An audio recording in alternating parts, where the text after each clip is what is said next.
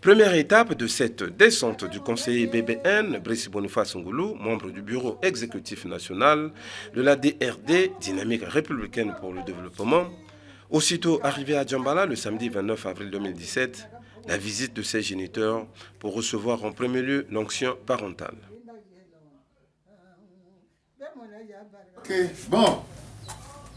Ah, non, moi, non,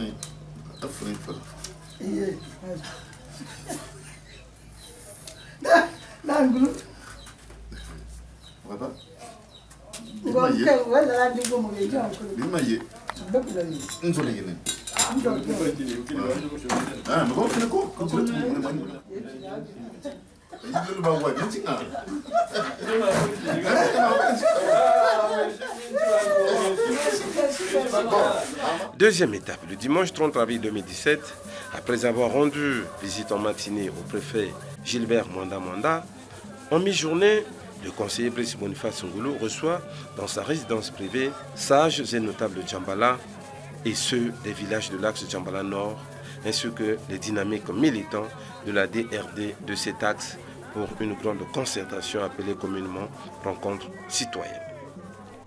La résidence est alors bondée de monde. Les places manquent.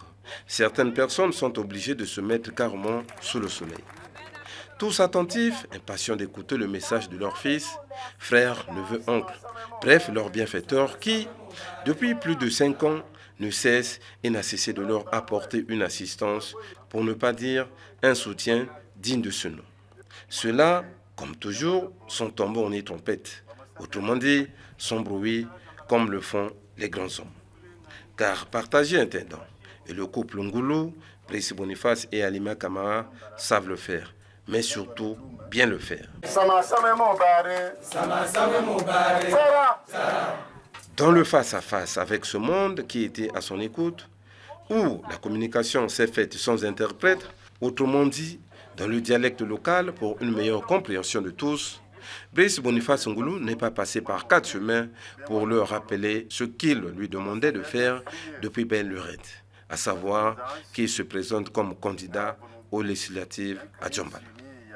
Brice Boniface Ngoulou leur a expliqué les raisons pour lesquelles il n'osait pas se présenter à Djambala. Fief de l'UFD, parti cher au patriarche David Charles Ganaou. Vous me voyez très heureux. Je vous dis bien très heureux parce que c'est pas pour la première fois